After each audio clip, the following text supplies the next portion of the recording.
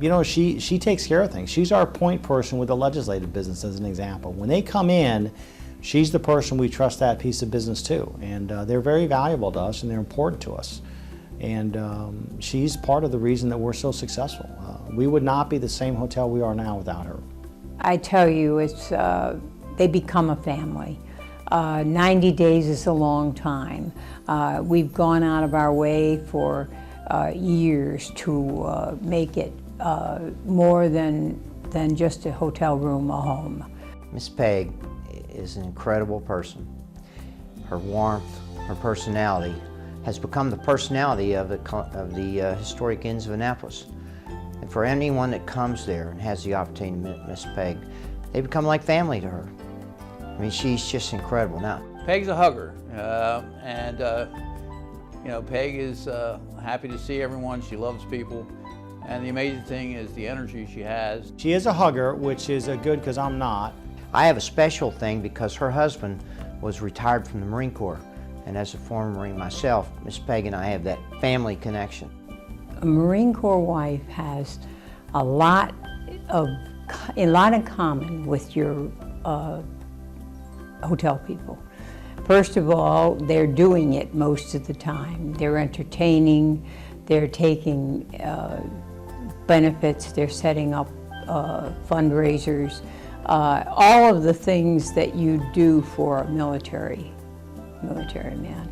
And so that really put me in the limelight a little bit, and so I guess probably that's why it was easy to go into the hotel. My first impression was that this was a lady who had a lot of experience in the hotel. It's a different style of hotel. It's been around for several hundred years, and she has been with us for 45 years herself.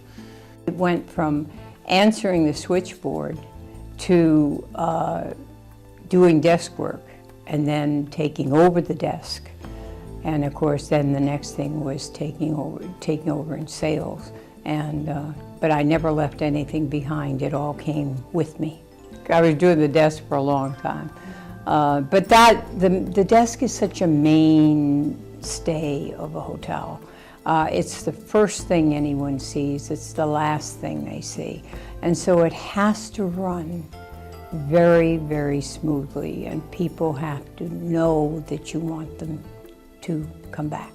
And she promotes Annapolis very well. So we're all fortunate, whether you're a citizen here, whether you're in the legislature, whether you're in government relations of some sort that deals with Peg Bednarsky. She is by far the best hostess we could have. When people come to visit, they always comment on what a great stay they had and how nice Peg was. I really would like to work more on tourism. Tourism we need. Annapolis is here. It's one of the finest places in the world. When people come, they know that. They really love to come, and they come back and they come back. But we need to promote the city for tourism. And we do a good job. We've had legislators. John Astle has been a great find for us as far as getting money to the tourism offices. I've come to believe that tourism is one of the most important industries in our state. And at a downtime when the economy really wasn't doing well, tourism was growing. I can remember when there was a little tourism office over by the Anne Arundel building. That was where their offices were, and that was where we planned the first Governor's Conference on Tourism. We did that. We've run that now for 33, 34 years, and we have that every year to where we show what tourism does.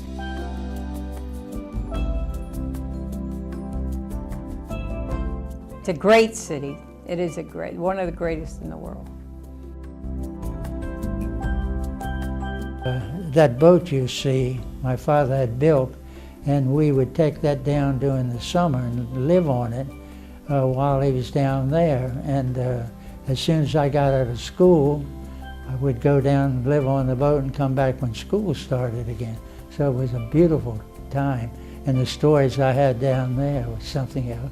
Les was a genius at promoting the experience of coming to the Chesapeake Bay, exploring it by water, and whether you're out on a fishing charter or out on a sailing charter, he was a genius at getting that image across to the public, that this is a special place that you need to come and visit and experience on your own. I was with the publication called the Skipper magazine. What happened is I got an opportunity to go with the state, promoted travel and tourism, and I was involved with all the programs around Annapolis. They're opening up. I opened up information centers, tourist information centers. Les was the first one to use the Thomas Point Shoal Lighthouse as an icon in a program to promote tourism to the state of Maryland. He also created the Chesapeake Appreciation Days, which started out at Annapolis City Dock and then grew so large it had to move to Sandy Point State Park. And there were skipjack races and oyster shucking contests and all sorts of exhibits and events that helped celebrate the Chesapeake Bay and our heritage. When I was with the skipper, I was trying to get people interested in the skipjacks because it was the last commercial sailing fleet in the country. And I was trying to get somebody to take it over and save the skipjacks. Well, when I went with the state, the windjammers of the Chesapeake, either they heard about it or they got the same idea. They came to me and said, let's put on a race. We've all set up being the windjammers, so we can do the management of it. I said, God bless you all, let's go. So I started the Chesapeake Appreciation Day because it was so great. It was, not only did it honor the last commercial sailing fleet, it also focused attention of saving the bay and getting young people involved. He was also instrumental in helping to promote the early days of the Annapolis boat shows and the Annapolis Sailing School. Again, bringing people to this wonderful little town, and it was that influx of visitors who looked around and saw this beautiful place that is when Annapolis actually burgeoned in the 70s and the 80s. And so with this very unpretentious gentleman is responsible for creating these images that we now take for granted. And he says, I bought this boat, and he converted the thing from a commercial boat. He put bunks and everything in it, and it was a marvel. And he had this, it would carry about 48 or 49 passengers. And it was a week's cruise that he started. So I handled the promotion for it. And it was so funny. The people would come down. They thought there was, well, they knew what they were getting into really, but it was so much more basic than what they had anticipated, the accommodations and so forth. They'd come down and stand there and look and say, like, what, should we do this? Or what? So it was interesting to watch. And all types of people would mix on this cruising, which is so interesting, that you see them on board, everybody was looking at each other, what am I into this time? They all came back, they were holding, loving everybody, hugging people. Oh, gee, we got to get together again. It was a melting pot. Well, if you put you in close quarters on a boat, you either melt or you jump overboard. Virtually his whole life has been on the water and promoting the water. And I think every time you look at the lighthouse or every time you look out on the water and you see this boat sailing by, that's where I see Les. Mrs. Sparks is an extremely intelligent person, only matched by her level of giving and commitment to community service. I was asked about transferring to a formerly all-white school, and I did so. The principal of that school came to see me, to interview me, and assured me that he was in favor of integration and that I would have his support. And I explained to him that I was going to do the very best that I could as a teacher, and it was certainly helpful to know that I had the support of the teacher, of the principal. The principal at that time was Mr. Frank Pumphrey, and he did exactly what he said he was going to do. He was very supportive. He did not show me any favoritism. He didn't show the other teachers any favoritism. He just worked as a principal, as an administrator, and tried to make that school the best school he could. And I did the best I could in the classroom as a teacher.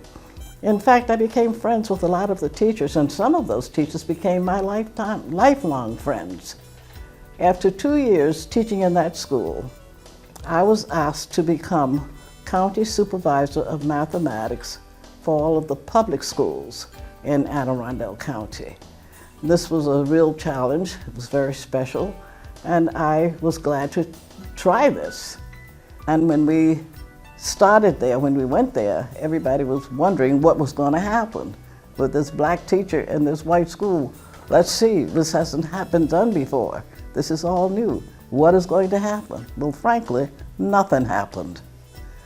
Everybody got along, or at least acted like they were getting along anyway.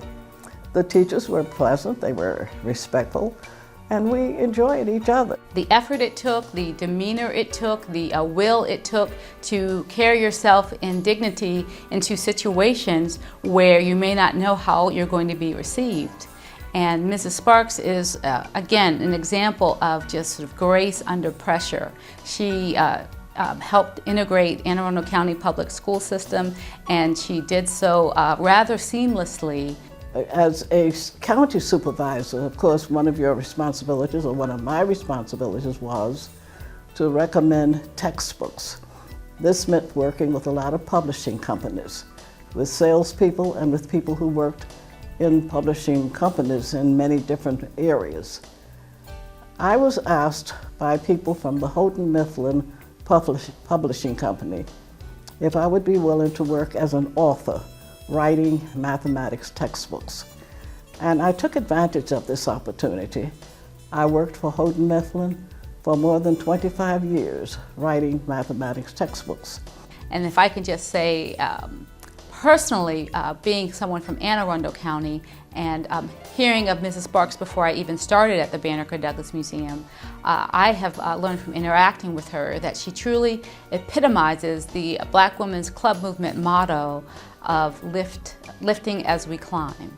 Oh my goodness, Mrs. Sparks has done a great deal professionally as an educator, but all these years of service to the museum really rings that home for me. And she has done so both in deed and in demeanor.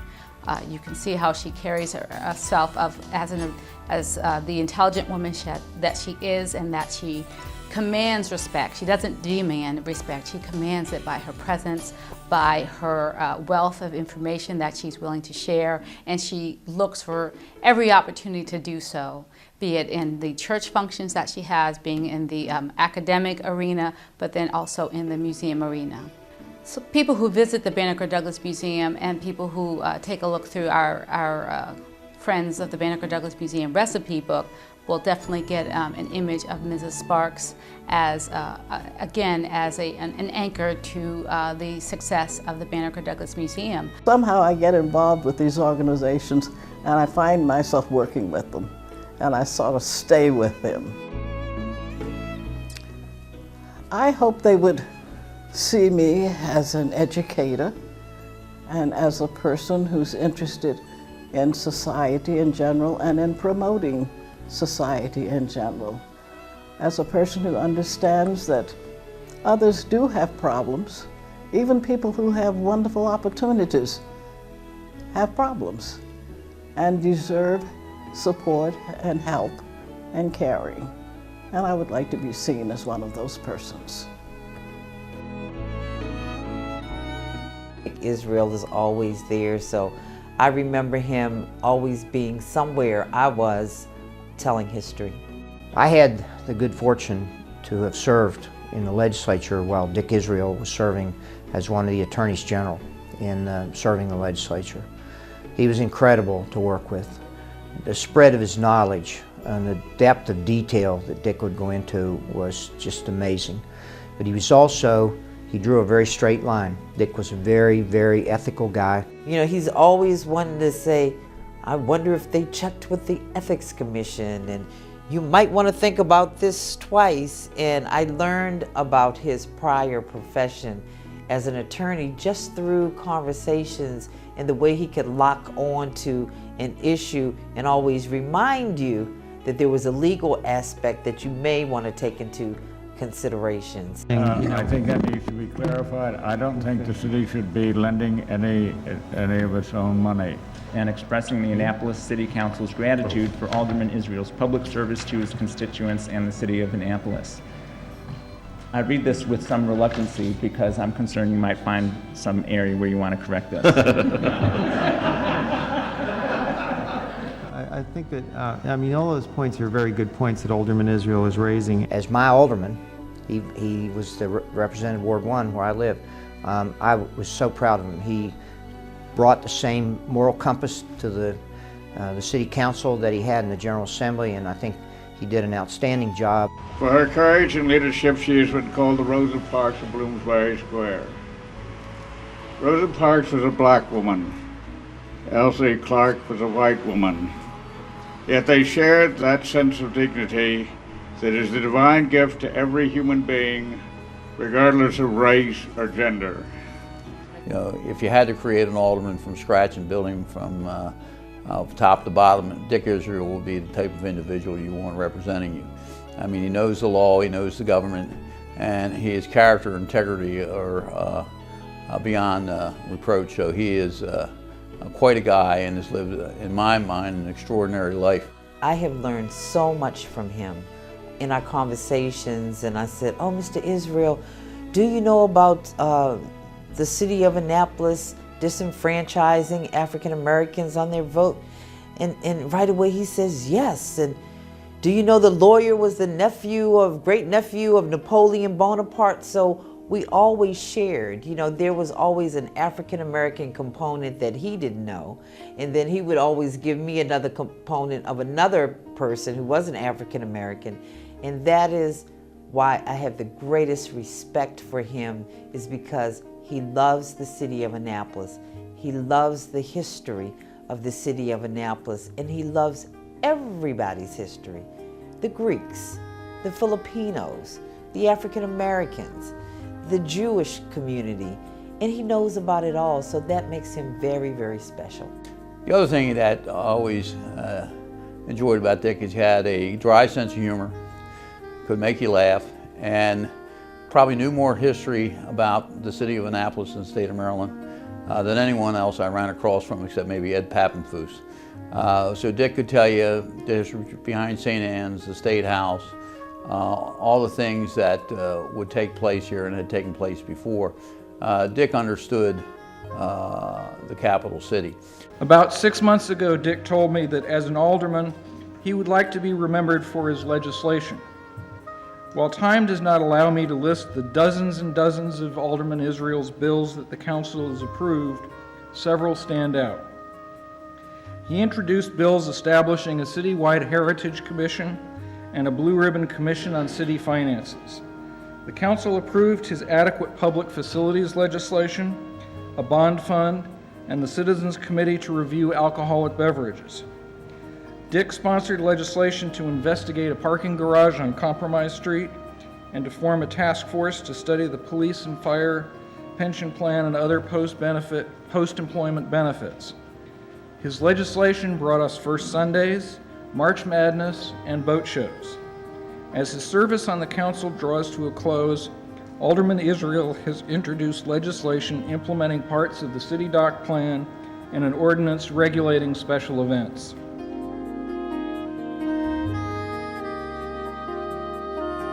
Sam Rayburn, the Speaker of the National House of Representatives, once said, when two people agree on everything, one of them is doing all the thinking.